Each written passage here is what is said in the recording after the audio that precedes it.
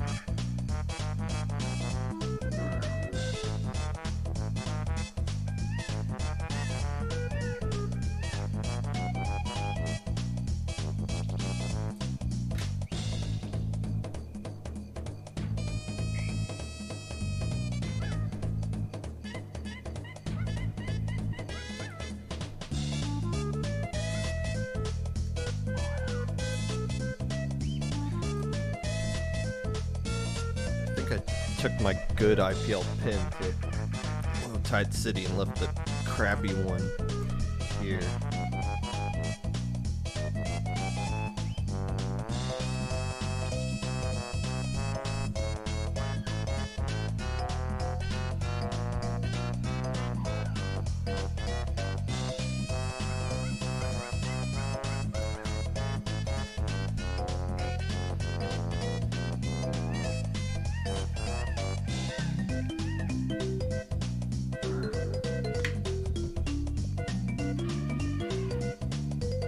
Post-land depressed, huh?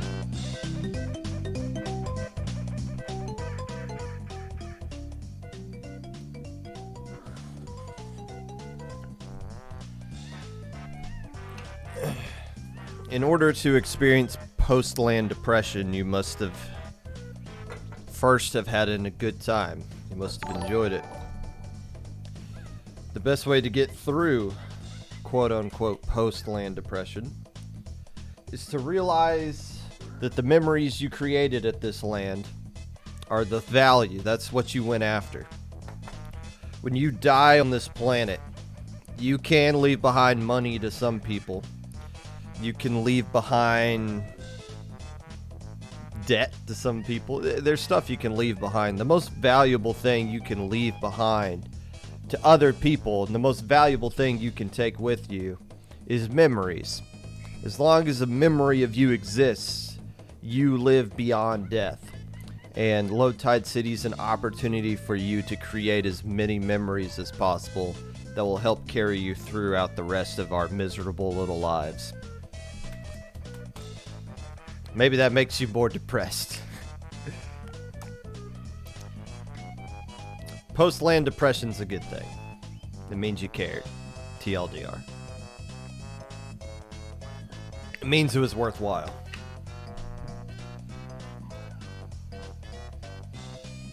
If you don't feel a little sad at the end of a land, maybe don't go to another one. It's too expensive.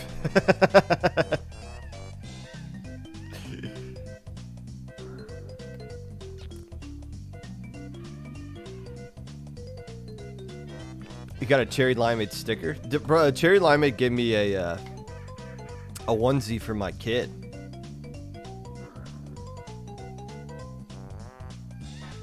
I think we put it in his room, in his nursery. I'll take a picture. I'll put it on Twitter eventually. after low ink dies down a bit. Which doesn't happen. The low ink conversation goes on for a full another week after low ink.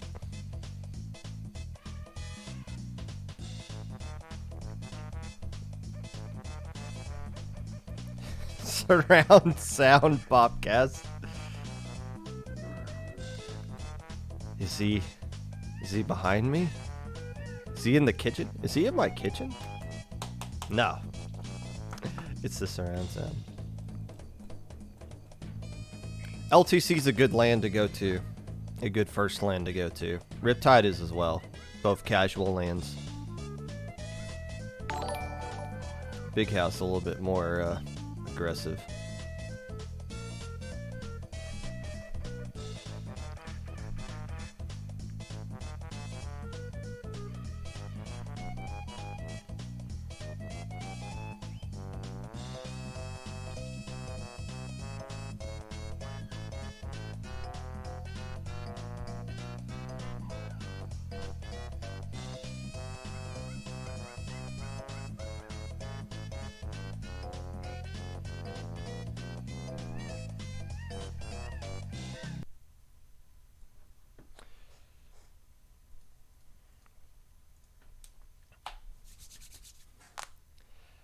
Hello, friends, and welcome back to the Popcast.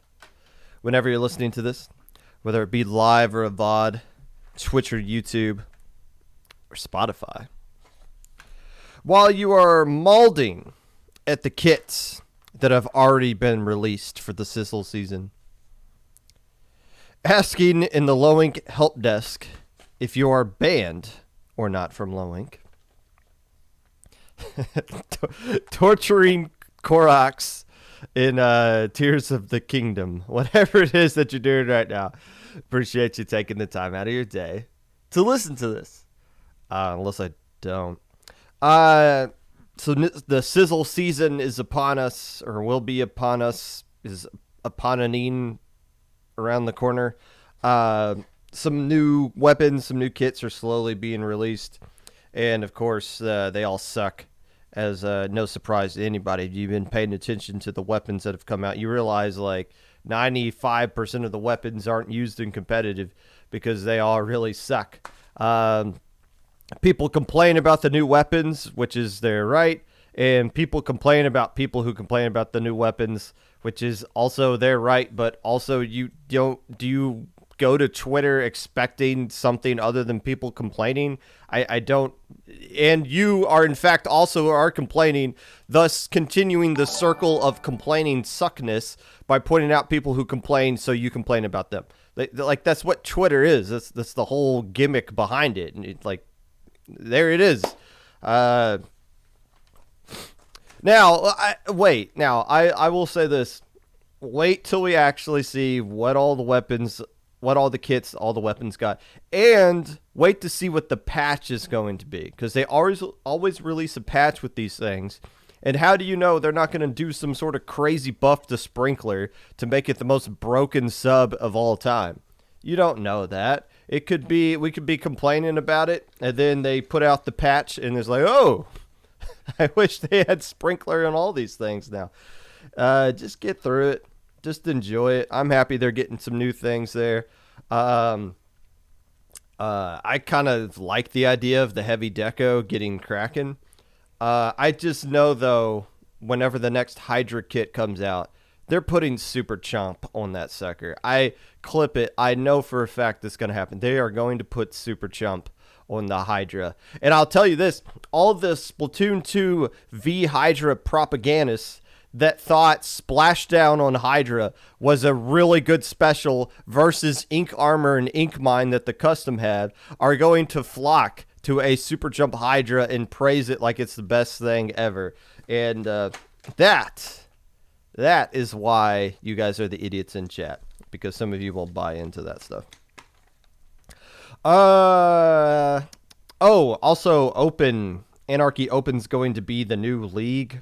Kind of fine. It'd be nice if there was just a normal league option, but if they want to do this little side event mode thing and just make Anarchy Open into the league session, fine. My only problem with Anarchy Open right now is that the matchmaking is not existent. You can queue up by yourself, get mixed in with 3 other randos, and go up against an actual competitive team. And that's like, no, that's not the point. Make it a little bit more even here. So if they're going to give you a score with the teammates that you're playing with, then that would indicate that maybe they're going to try to match you up with other people at that same score as you. And if that fixes the matchmaking Anarchy Open, then so be it. It'll make it more enjoyable for people who aren't playing with teams, and it makes it more enjoyable for people who are playing with teams.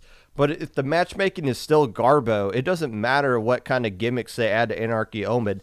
That is the biggest issue with Anarchy Open right now. So again, we'll wait to see how that works. I think you can switch weapons without having to drop your team. That's a nice feature. Little quality of life things that they're slowly adding in. They're slowly learning how to make things more interesting. I'm going to be out of town this weekend. I'm going to be sporadically doing things for Low Inc. I'm still going to do my commentary gig. I probably won't be as active during the actual tournament on Saturday and Sunday, but I'll be there to help get things going, and obviously tomorrow night. I'm traveling all day tomorrow, but I am stopping at a hotel so that I can do the late night Low Inc. Friday night to wrap up stuff. So just because I'm out of town doesn't mean I'm just abandoning Low Inc. I know JPEG's got a lot of stuff going on. Some of our other staffers, I think somebody's getting dragged to a rave this weekend. We all got lives, and just be patient with us. If you're unhappy with the experience in Low Inc., don't worry. That's by design. We are slowly learning that we don't like any of you. So that might seep through in some of the things that we do. News of tournaments may be of interest to the casual listener of the Popcast. It's Low Inc. week. The Low Inc. registration ends tomorrow. This is a Friday. This is a Thursday episode of the Popcast, despite what the date may say at the top, because I did not change it, which is going to be confusing all of the people who look at the thumbnail on YouTube. This is episode number 176 on May the 18th. This is Thursday. Usually I do these Popcast Low Inc. preview episodes on Fridays, but I'm going to be traveling tomorrow, so this is a little bit early, which means there's going to be some jank here. A good chunk. There's a lot of teams that are going to be playing this tournament that haven't even signed up for it yet. I think the last time I checked, we're at 170 as of right now, and that doesn't include some of the teams we have to remove, and the teams that aren't going to pay attention to anything. We're at 169 right now. That doesn't include all the other teams that are going to drop and whatnot and sign up. So we got a long way to go with registration. If you want to play in Low Inc., you can still register as of right now. Can you get your splash tags in time? This question be seen. There are a lot of teams that do not have their splash tags entered into the into Battlefy.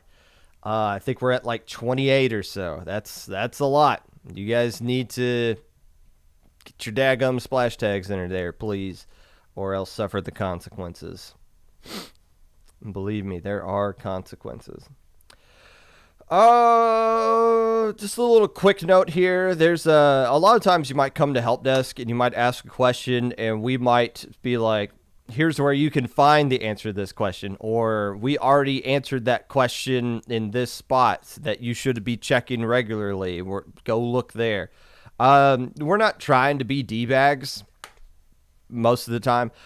We're trying to teach you guys how to find things for yourselves. Not that we don't want you to come to help desk if you want clarification for something, but sometimes you guys ask some questions where it's like, okay, you need to be able to figure out where this is on your own.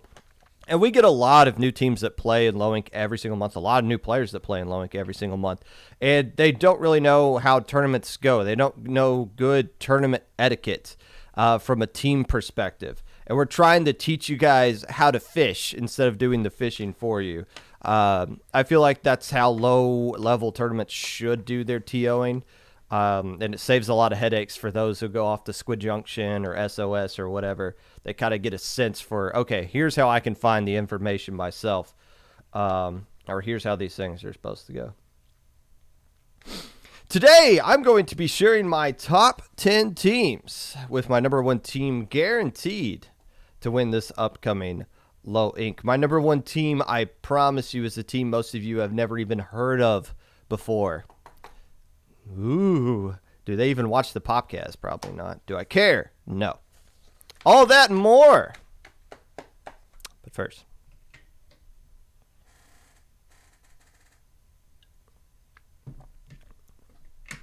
yes, Triton, my trip is for fun. It is a family event. Nothing serious. I knew about this like 3 months out. It is a good time. Thank you for checking in, though.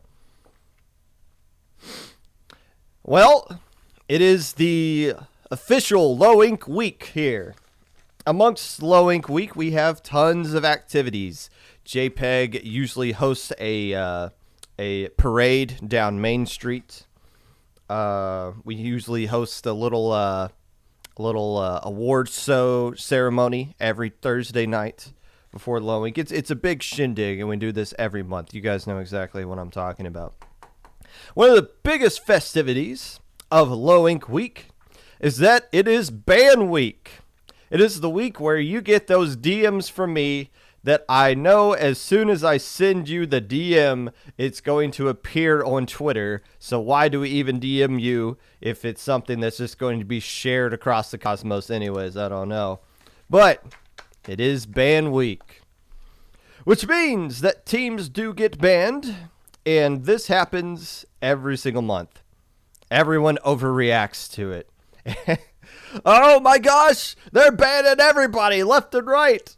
How are we going to... I don't even know who plays in Low Inc. anymore. This isn't I don't even recognize any of these teams. Oh, this is... I saw this take today. Oh man, now that all these teams are banned, this tournament's going to be boring. Why would I even watch Low Inc.? Oh, yes. Let's kind of dispel a little bit of rumors here. First off, there have been a grand total of 3 teams banned so far. We still got a lot of verification to do tonight, verification to do all the way through tomorrow up until probably the tournament starts. I hope we'll have all of it done by Friday, by the time I go to bed. But so far, 3 teams and like a handful of players here and there have been banned. There are 169 teams currently registered, and that number's going to skyrocket tomorrow because a lot of teams wait till the last minute. So 3 teams out of 169 teams is roughly 1.7%. 1.7% of the total teams that have signed up for this tournament. Are you guys telling me that 1.7% of the teams is a purge? That we're kicking out all these teams? That the tournament now is suddenly lame because 3 teams are not going to be in it out of 169? Really? Okay, fair enough. Overreaction is very typical when it comes to the Low Inc. ban week. But this isn't new. This isn't like a brand new thing. It feels new because you're starting to get banned and your friends are starting to get banned, and then you're just kind of looking around and being like, is Pop gonna DM us? Should I just start randomly DMing people during this week? Not to do anything, but just to say hi. Like, hey, how's it going? You playing Low Inc? Okay, cool. Just wanted to say, hey, how's it going? It's nothing new. We go through this every single time. It's new for you guys if you're just now starting to get banned or your friends are starting to get banned. But from somebody who's been a part of this tournament for over 3 years now, this is what we do every single month. It's not front page news. It really isn't. So 98.3% of the teams sign up for this tournament are still fine and ready to go. However, the ban week that we go through every single week leading up to Low Inc. is a good week to kind of spread propaganda. Banned teams / players. I love them. I absolutely loved banned teams and players. You know why? Because they are our biggest promoters of people spreading information about Low-Ink. You know how many times, and I will look at all those tweets you guys post, the screenshots of me DMing you saying you're banned. And you go on Twitter and you're like, yeah, we got banned. And then there'll be at least one, if not three people respond to your tweet being like, why are you celebrating being banned? What does that mean exactly? And then you got someone, well, this is Low-Ink, and being banned means that you're all this nonsense. By the way, being banned from Low-Ink doesn't mean you're Div 4 or that you're mid-level or that your wife is going to take you back or any of that stuff. That's something you guys take and stretch the meaning of. Being banned from Low-Ink means we don't want you playing in our tournament. That's it. That is literally it. Whatever you guys put in your bios is something you created. It's not factual from us. But those tweets get a lot of likes. They get a lot of exposure. And you guys do a lot of free marketing for Low-Ink for us. Low-Ink is the tournament that we try not to market too much because it's way too freaking big. But you guys spread the word about Low-Ink so much. And you guys explain what Low-Ink is to so many people who have never heard about it before that it's a wonderful thing. You keep the conversation about Low-Ink going. And as much as people that are in top level that moan and groan because Low-Ink takes over Twitter once a month for every single weekend, that's credit to you guys, not us. We're just sitting back and watching the firestorm you guys create, spreading the buzz about Low-Ink. You guys are our marketing department. I was listening to Gus's podcast, which is up on YouTube. If you don't listen to it, you should. Basically, just type in YouTube Gus Splatoon, and you see Gus is just like has conversations with a variety of Splatoon personalities. I was listening to the one with Magic 8 Ball, and they do a little bit of segment talking about Low-Ink in a non-biased way. Obviously, whenever I talk about Low-Ink, I'm kind of biased about it. I'm one of the head TOs for the event. But it was nice hearing a couple of people who aren't connected to Low-Ink in any way have a candid conversation about it, talking about the pros and the cons. And some of the things they said I agreed with, some of the things I didn't. But that doesn't matter. What matters is they're having the conversation about Low-Ink. And there's going to be a lot of people that will listen to that podcast, and the takeaway is going to be, wait, what's Low-Ink? I've never heard of Low-Ink before. The fact that you guys keep the conversation going helps spread it to more and more people who have no idea what it is. They learn about it, they sign up, and they start playing in this tournament. Love to see it. Alpha teams get all the attention when it comes to Low-Ink.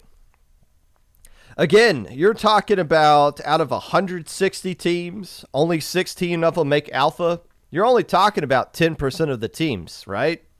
And since that number is going to go up, it's going to be more like 9.7 or 9.6% of the teams that actually make alpha bracket from those that sign up. Not a lot of teams make alpha, but those are the teams we talk about. Those are the teams we give the most attention to, and rightfully so, especially since so many of those alpha bracket teams started off as little babies many, many moons ago. When they first played in their Low-Ink and they went 0-6 and got absolutely curb stomped, they kept grinding, they came back, and then they make alpha bracket. Those teams get all the attention, and I give them a lot of attention here, and I'm going to continue to do that. We don't stream Gamma or Delta bracket for a reason. We stream alpha bracket. We want to put the best of the best on Sunday. But that's only a small fraction of the teams that actually play in this tournament.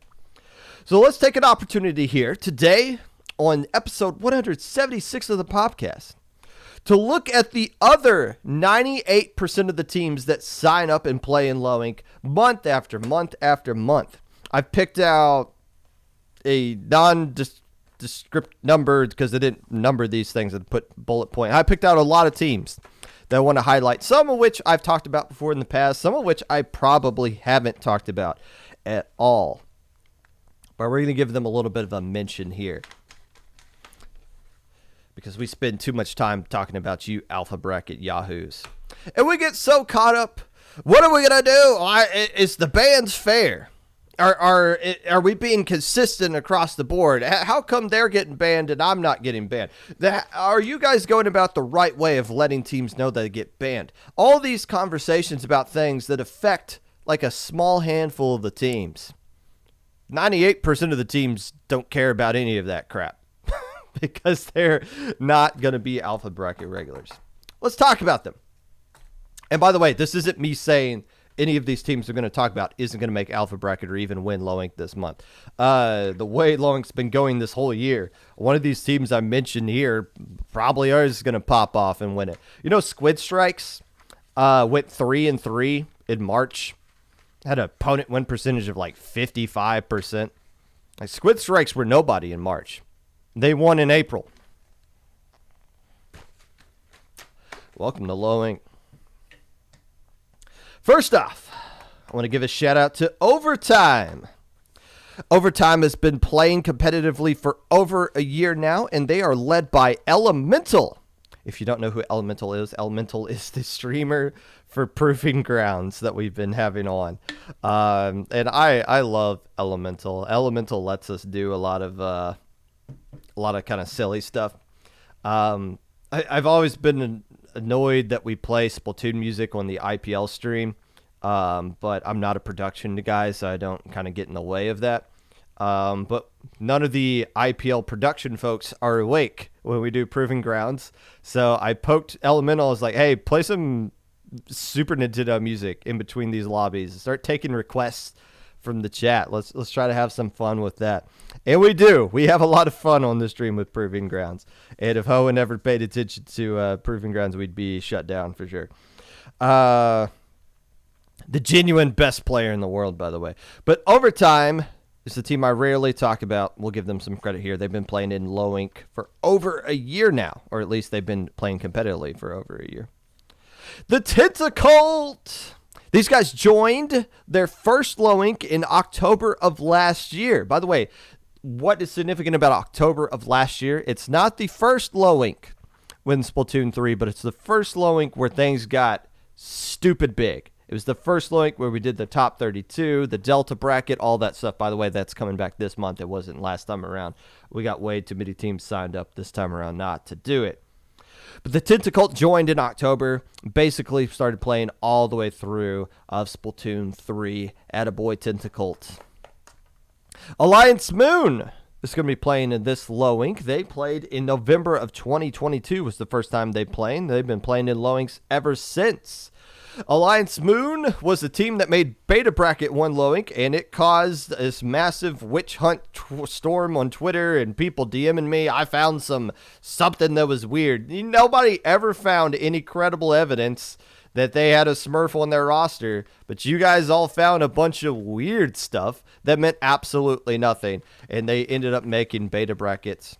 And that was really unfair to Alliance Moon, but some of you got nothing else to do on the weekends. And I'm glad that they still continue to play. And hopefully they'll get back to Beta Bracket someday. How about Crab? Or I'm sorry, C.R.A.B. So what does Crab stand for? I don't know. I didn't have enough time to come up with a clever joke as to what CRAB stands for, other than just Crab. But these players have been a part of this team since November of last year. They usually go around the 2 and 4 category, been grinding out Little Squid League as well. And they are not the only crab-themed team that we have in this tournament. In fact, the only other team is called Crab Rife. We'll talk about them a little bit later. Ink Vaders. Now, the Ink Vaders are an alpha level team. They've made alpha before. They usually float around alpha to beta. But Ink Vaders, when you talk about teams that we don't really talk about that much, it's got to be probably them. And it's weird because the Ink Vaders was one of Destiny Troops' first scrim partners back in like 2018. And I'm pretty sure Ink Vaders, I say this about a lot of teams, but Ink Vaders is probably in like the top 0.1% as far as oldest Splatoon teams in this community is concerned. They're playing in low ink this upcoming weekend. Pearlescence How often do I talk about Pearl Essence? They were one of the November teams as well, coming in November of last year. They usually make Gamma around Delta. They're also playing in From the Ink Up. Love to see Pearl Essence come out every single month whenever they play. And Pick Pig says that they're a banger team. What more credibility could you look for out of that? The Whip Rays. Got to give a shout out to Whip Rays. They've been playing in Low Ink since October of last year. And, of course, they are a Low Tide City team. I played against them at Low Tide City. They got a tri-slosher named Eon. That player is trouble. They beat the Aquatic Vanguard pickup, Wahoo Poles fan club or whatever. Whip Rays, you'll love to see it. You'll love to see them do well. They made, not silver, but they made the redemption pool round as well. Nice to see Whip Rays. They've been playing since October 2022. How about Squid Sushi? This is a team I know for a fact I've never talked about, unless it was just some random section in the winners recap of Low Ink. But Squid Sushi played there have been a regular stay here at Low Ink since September, which was the first time we played in Splatoon 3. Squid Sushi's didn't play in that September one. They didn't check in, and their name is a tongue twister for me. I didn't even recognize Squid Sushi until I saw them on stream last night, where they had Jelly Squids dead to rights in a best-of-3 set. They beat them game 1. They should have beat them game 2 at Tower Control Mako Mart in what was a very crazy finish. Jelly Squids just kept bombarding the tower. One player jump in, get splatted, another one jump in, just a continuous cycle, never got wiped out, eventually took the lead and took the set at the end. But Squid Sushi, what an impressive loss they took on stream last night. They're playing in Low Ink. They've been doing it ever since Splatoon 3 has been a thing. Audentes. I've mentioned this team, Audentes, several times, and I haven't really stopped to think how long I've been talking about Audentes. This month is actually their 2-year anniversary of the first time they played in Low Ink. Their first Low Ink was May of 21. 2 years ago. Nicely done, Audentes. They've been in Alpha Bracket before. They haven't made it back there in a while. I believe they made it in Gamma last month. They've been in my top 10 before in the past as well. Way back in the past, they've been in my top 10. Good to see that they're playing in 2 years. I was assuming they might get banned a little bit before this one, but they're going to have to keep grinding. Eventually, they'll get there. Royal Succulents deserves a little bit of a shout out. They came into the scene back in January. They're going to be playing in their third Low Ink ever this upcoming weekend. What is a Royal Succulent? According to Google, it's a desert flower of some sort. I did not realize that, and at least that name makes some sort of sense. And at least it's not sea related, it's desert related. I think it's more of a cactus kind of thing. But Royal Succulents is definitely a team that we've never really talked about here. They're going to be playing in their third Low Ink this weekend. Smile with an exclamation point. By the way, how many teams have an exclamation point in their name? And what signifies to you that you need to put an exclamation point in your name? I don't know, but Smile has it in there. They're making their first appearance. They made their first appearance in the December Low Ink. They've been playing ever since, including tournaments like From the Ink Up, and now are going to be playing in their second Low Ink. Oh, so I guess first time since the December one. You would think I actually wrote down my own notes. Oh, maybe they just No. Maybe this is... I don't know when they actually played in first Low Ink. The point I was getting at here is that they've been playing in December, and I think they started playing in Low Ink last month in April. So my question is, I'm genuinely curious about this. What makes you guys decide to start playing in Low Ink? Like, what made you guys decide to play in your first Low Ink? Because Smile played in December of From the Ink Up, and they didn't really start playing into Low Ink until last month. So that's like 4 months before they finally decided to play in their first Low Ink.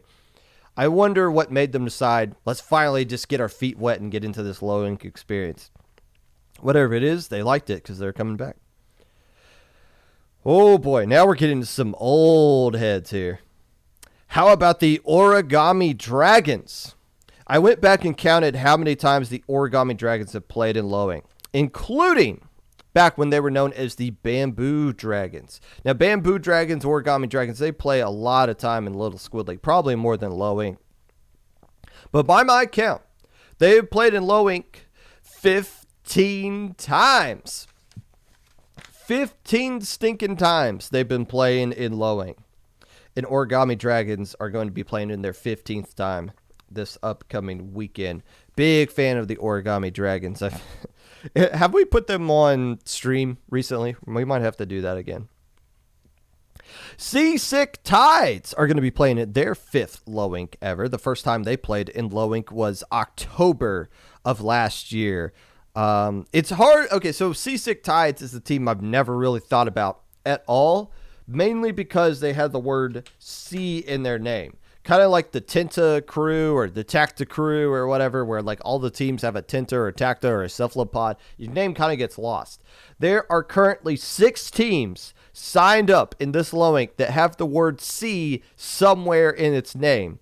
Is so much so that I didn't even recognize C Drive signed up until I saw Gus tweet out that they are picking them to win this month's Low Ink. And I was like, C Drive hasn't even signed up until I just did a quick search and like, oh yeah, they're in there. So many teams called C something. That's why Seasick Tides gets kind of mixed up. And yes, as people are pointing out in chat, there is also a team just called straight up Seasick that has done some more notable things than Seasick Tides.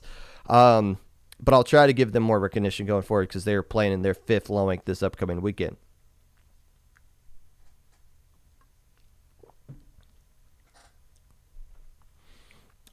Speaking of confusing team names, here's another confusing one.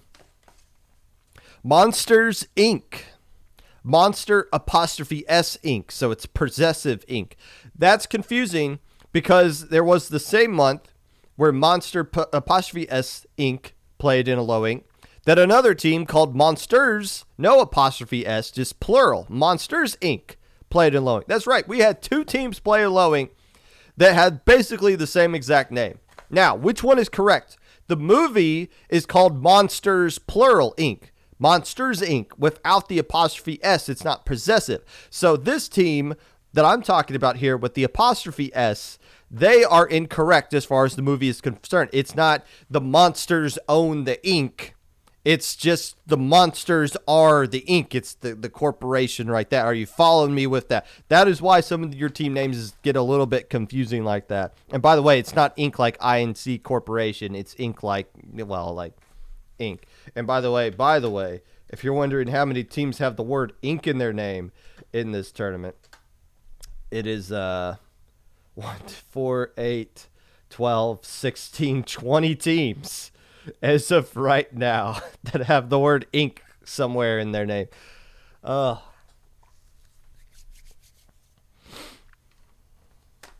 more I'm going to be talking about in a second here, actually. Speaking of the Tentas, the Tactas, how about Tacta-Fuelers? Not to be confused with Tacta-Rulers, Tacta-Culers, Tacta-Grandma got run over by the Rain-Duelers, Tacta-Fair is Bueller's day off. The Tacta-Fuelers, they started playing in February. I assume when Ludi started to wind down. How many of you started playing Low Ink when Ludi was a thing? But how many of you got into the competitive scene because of Ludi, and now you're just sticking around after Ludi ends, and you're starting to get into Low Ink, you're starting to get a little Squid League and all these other stuff. I'm assuming that was the case for the Tacta-Fueler squad. They didn't play last month because they didn't check in time. Oopsies. We had a couple of Rave teams here. We got the Coco Rave with an exclamation point. They're playing in their 3rd Low Ink. Not to be confused with Crab Rave. What's the difference between Coco Rave, that's K-O-K-O, not to be confused with Coco Woomy, C-O-C-O, which is a much better team name, by the way. We love saying Coco Woomy around the Low Ink VC. But instead, we got just straight up Coco Rave and Crab Rave. Crab Rave is made up of Moon, who is a head TO from the ink up, which made me stop to think, wait a minute, we have a lot of other TOs, a lot of head TOs of all the other low-level tournaments. They constantly play in Low Ink. You got Moon from the ink up, Pariahs from Little Squid Leagues always putting in a sub application. I haven't seen Rob play in Rob from Minnow Cup from MIT played low ink in a while, but I think Rob is still eligible if they were to sign up for that. But that's what makes low ink the granddaddy of them all. We're so good. All the other head TOs of low-level events sign up in our event because they want to play at it. I don't play in any of their events. I was banned from all of them when they started becoming a real thing. Prismatic Ink. A few more teams that we're going to talk about here. Prismatic Ink. And if you're wondering who Prismatic Ink is, they've been playing in low ink since December of last year.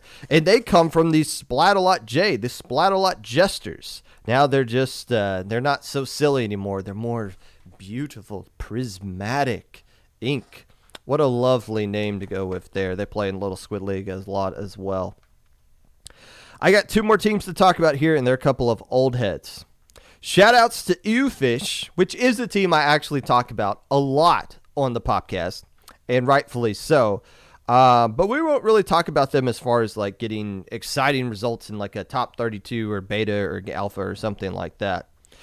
These guys played in their first low ink in July of 2021, so they're approaching their 2-year anniversary of playing in low ink. They played in 16 low inks.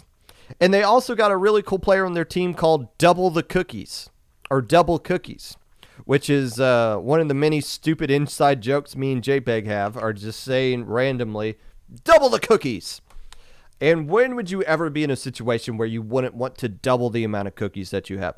I also think, if I interpreted a tweet that came out earlier this week correctly, Double Cookies is the current reigning table turf tournament champion.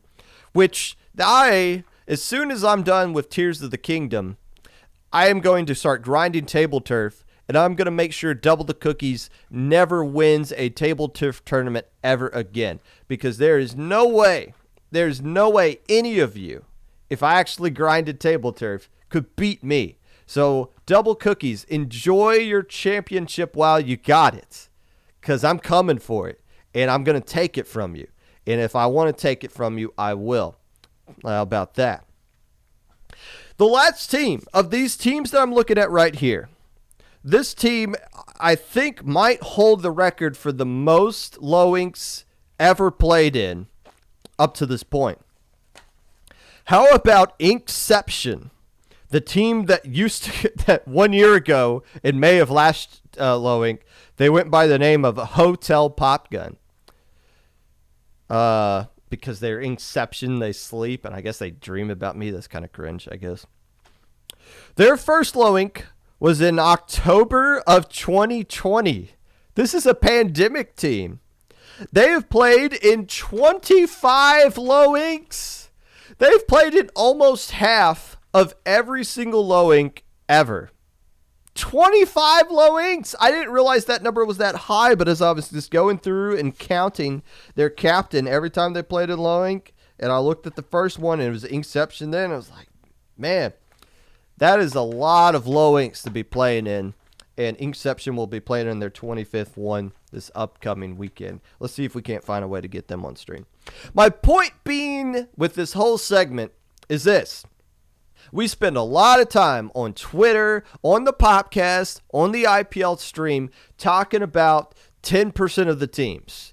This week leading up to it, we'll spend a lot of time talking about 1.7% of the teams that get banned. We never spend enough time talking about the other 98.3% of the teams that actually play in this tournament, that actually make this tournament the big spectacle that it is. If it was just the alpha team signing up every single month, yeah, you'd probably watch it, but it's not the big monster that it is.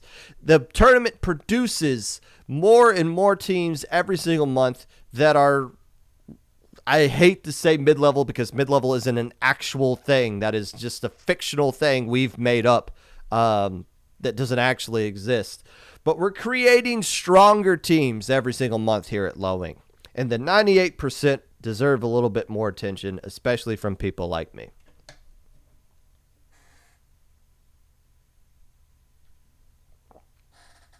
Rob played last month. What team did Rob play for? Challenge accepted. Is that with the table turf thing? Nah. Harry, I know for a fact I would wipe the floor with you Just give me it. I haven't even played it yet, but I just know for a fact once I actually get into table turf, dude, I'm going to just light you up.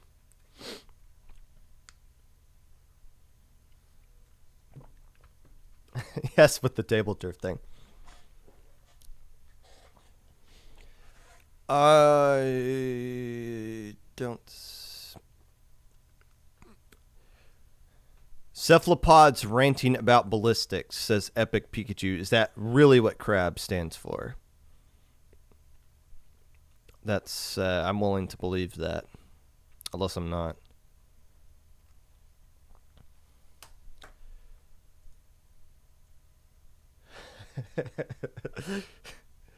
Are you a 98 percenter in chat? You know what? If we get enough teams signed up for this tournament, it's going to start becoming the 99 percenter. And we just had a team sign up during the Popcast.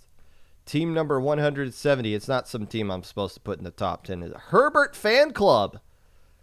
How about that? We like Herbert. It's been a while since Herbert's played in Low Ink. Herbert Fan Club. Where's the St. K Fan Club? We liked Herbert and St. K around here. But that's not what we're here about. We are here for the Low Ink Top 10. The teams that you guys actually care about to some extent.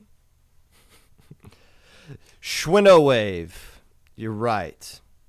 You're right. I vaguely remember that now. Schwinno Wave from last season. Did they drop? No, that was like Wave Break or somebody that dropped in the middle of last one. It is. I have friends on that team. Fair enough. They did drop. Okay, cool. I'm not going insane. I still got a little bit of memory here. I know you do, Nito. Fair enough. So a disclaimer before we get into the top 10, a bit of a disclaimer. And yes, this is for those of you, the idiots in chat watching this live, this is Thursday. We still got a whole roughly 25 hours left of registration to go. And I think one of these teams I'm going to be talking about is still having splash tag issues, so they might get dropped at the very beginning of registration ending if they don't get their splash tags fixed. So we'll see how this goes. But not everyone's verified yet. There still might be some teams that we decide need to be banned from Low Ink. All kinds of things. Like this is, it's very possible that this top 10 list is full of garbage. And in actuality, I did already have 10 teams in here. But then, spoiler alert, I saw C Drive signed up a few hours ago. So I'm going to have to finagle C Drive into my top 10 somewhere, and I'm going to have to just kind of make it up at the top of my head where I think they need to be. Oh, gosh, the more I look at this top 10, it kind of sucks altogether. So let's do a little bit here. This number 10 team, they're now in the honorable mention section. These guys get to be number 10. I need a pin that doesn't suck. I don't even know what team this is. Yes, they're 9. You're 8. You get to be 7. These guys get to be 6. You're 5. We're going to have to jump around a little bit here. Oh, yeah, we'll put them in here. And then 3, 2, 1. All right, we have officially finished with the... hey, Falco. We're going to officially finish with the top 10 going on here. Let's start with the honorable mention. First off, honorable mention goes to Surf and Turf. Yes, I saw you guys tweet at me saying that you hope that I put you in the top 10 so that it gives you a little bit of jolt to life you need to get through this tournament.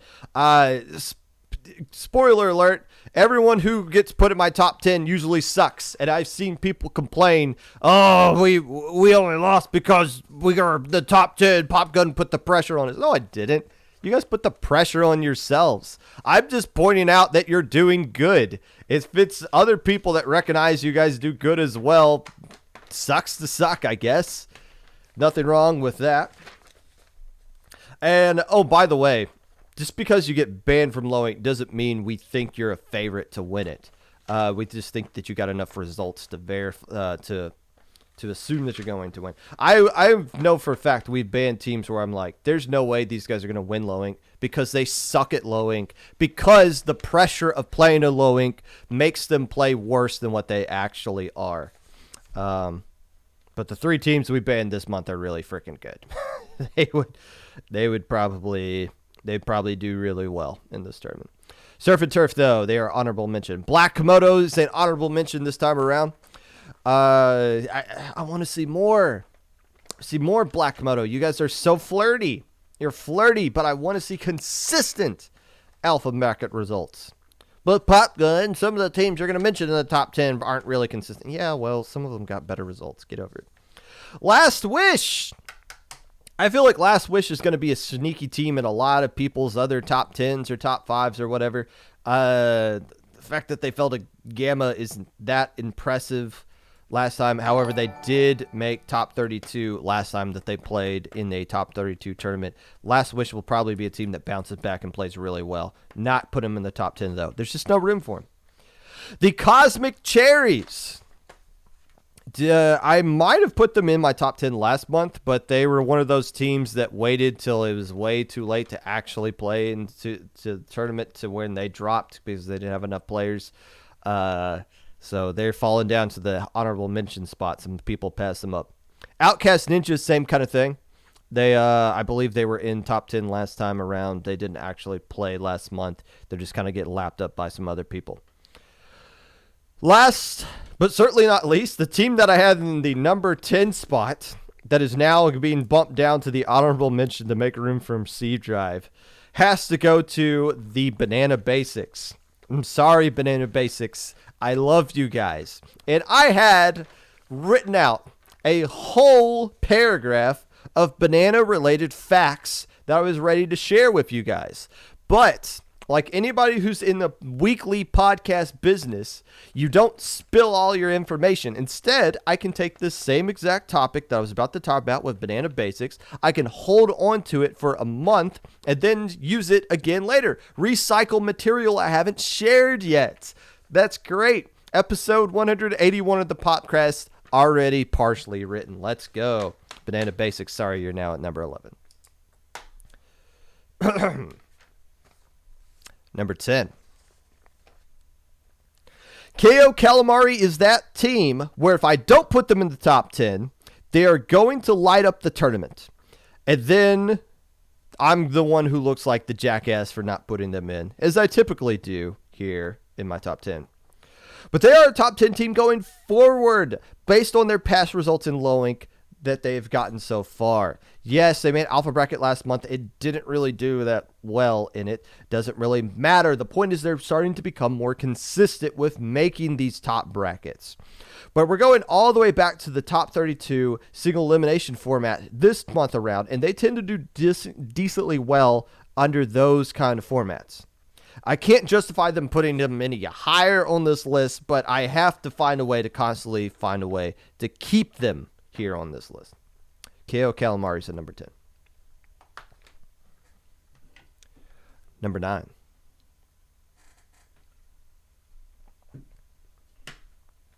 Can someone tell me how often I put a Gamma Bracket champion in my top 10? I don't know. I think I've done it like maybe a handful of times. I always put a Beta champion in the top 10 because those teams always do really good. But we got to put the Gamma champion, Ikarioku, in the top 10 here, and we're putting them down at number 9. Ikarioku was a team that won Gamma last month, and the path they take to win was hilariously difficult. They had to beat Aquatic Vanguard, Adentes, and Last Wish twice. They had to play all those teams that are typically in the alpha bracket. They had to beat them all in Gamma. They basically played an alpha bracket and Gamma bracket. Very impressive for this team that grinds the absolute snot out of IPL events. Also, the fact that they fell to Gamma sucks, but it really wasn't as bad as it seems. They did go 4-2 on Saturday in the Swiss stage, but they took a bad loss to a team that went 3-3 that I cannot pronounce. Their opponent win percentage just didn't work out into their favor. But they got to beat that team that goes 3-3. They absolutely had to do that.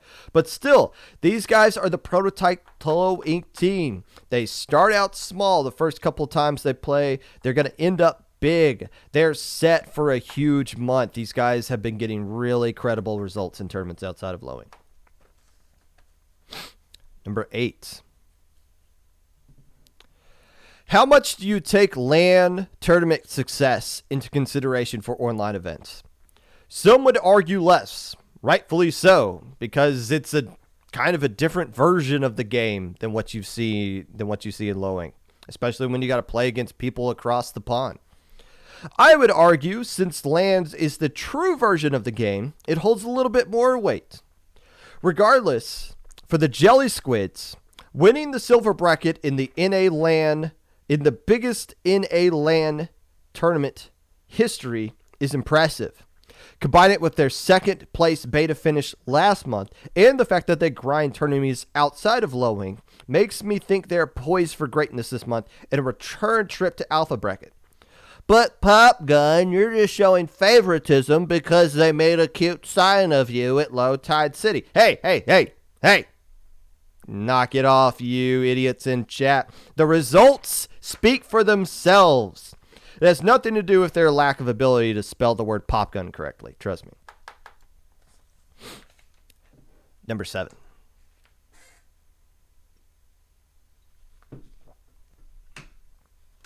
Speaking of LAN results, some of the members of Ben Thick Brigade participated at LTC as well.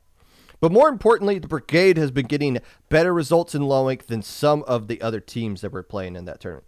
Consistently top 32/Alpha Bracket level team, getting better every month that they play. And they acquired Nito, who probably isn't going to be using Hydra this upcoming weekend. Might be going back to that Tri-Slosher that's been working out for them so well up to this point. Ben Thick Brigade, which is pronounced Ben Thick. We've all been there. They're my number 7 team this month. Number 6. How about them Night Sharks, huh? The darlings of Central Florida are back. They actually played last month without dropping, which is a miracle for them, and they were rewarded with a trip to Alpha Bracket. Their stay in Alpha Bracket didn't last that long, though, being eliminated in losers round 2 to Secret Elixir and Sea Drive, teams who finished 5th and 4th respectively in last month's Lowing. But that doesn't matter. The fact that this college squad made it through the whole weekend is encouraging. The more they play, the better they're going to get. Let's be honest. Night Sharks beating up on other college teams isn't going to make them better.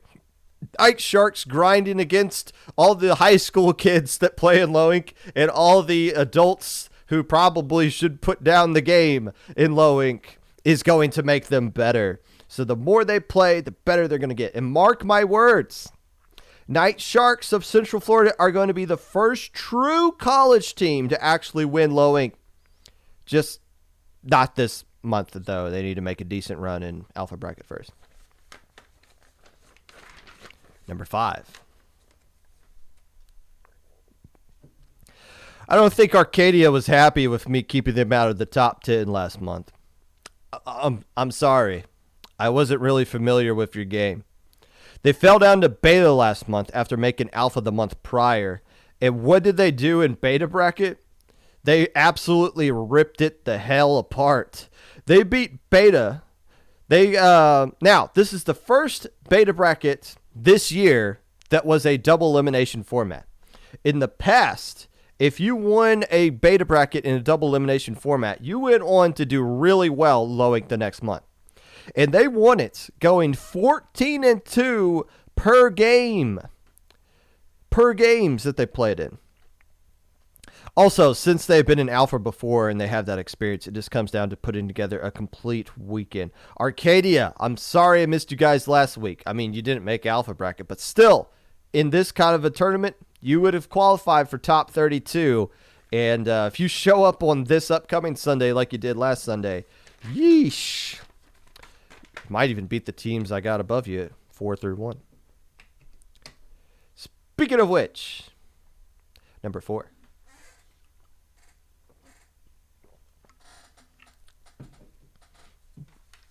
And this is the spot where I decide to slide in C Drive.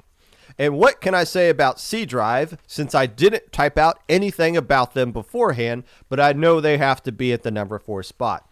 Well, they finished 4th place in the last Lowing, and I know 1, maybe 2 of their players played at Low Tide City, and I talked to them for like half a second, I think as they were getting set up to play a game or something like that. So C Drive's your number 4 team, and so I don't continue to embarrass myself by saying anything else weird at this point, we're just going to leave it at that. Sign up ahead of time next time. Come on. C Drive. Also, still best team tag in Low Inc so far. Number 3. My mind has been all over the place for the past couple of weeks, especially this past weekend, flying all the way down to Low Tide City. I forgot who finished in second place last month. I absolutely forgot who finished in second place. It was Zero Luck Found. Do you guys remember them? I completely forgot about Zero Luck Found until I looked at them again this morning. There's a few concerns here with Zero Luck Found. First off, their run last month was made possible by Loser Run Magic that ultimately drove them out of gas by the time they got to Game 2 of Grand Finals. Also, unless they played in some stupid challenge tournament that doesn't track rosters, they didn't play in a single tournament since last Low Inc. That is concerning. And I'm not sitting here judging you guys for not doing things outside of Low Inc. or not, but when you only do just Low Inc., it makes it hard for you to keep the place that you had. You're not guaranteed a return trip to Grand Finals. Just look at any team that has finished in second place. The curse has crippled teams for years in Low Inc. who finished in second place to try to win it the next time around. But if they can find a way to recapture that Losers Run Magic, they proved they can beat anybody last month. And they're technically the best team remaining from last month's Low Inc. as far as standings are concerned. I just question how much they've been playing the game as far as tournaments are concerned in the past month or so. Number 2.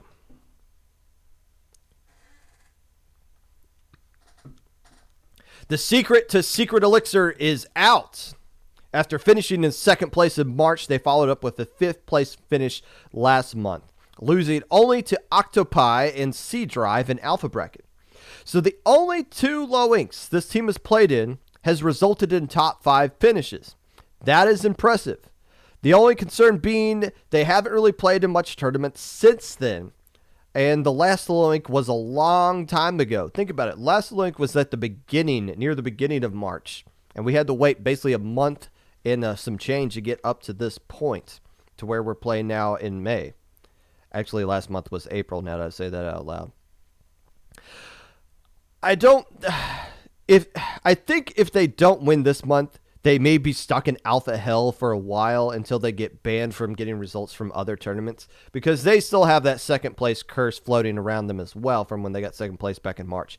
However, don't be surprised if they get passed up this month by a team that's been grinding in other tournaments.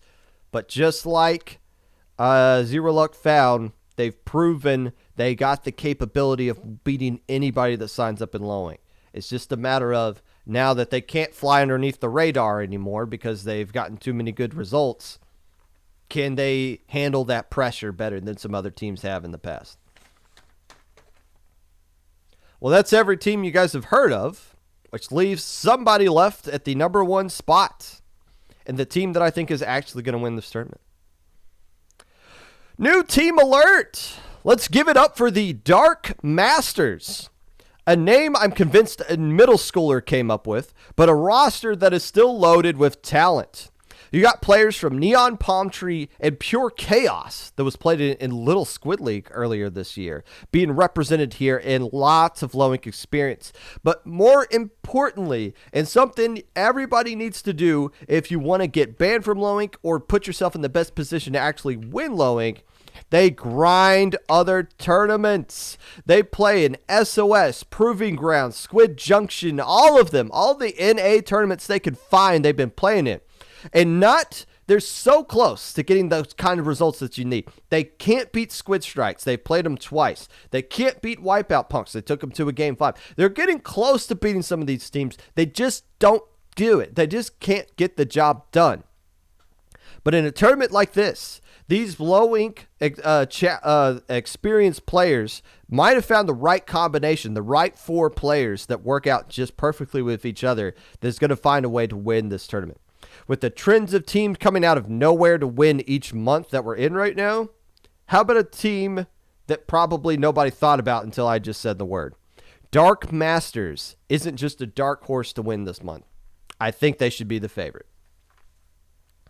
So there you go. There's my low ink top 10, a full 25 hours before registration even ends. All 10 of these teams could drop, and if so, Banana Basics will go back in, and I'll share my banana facts that I looked up just for you guys.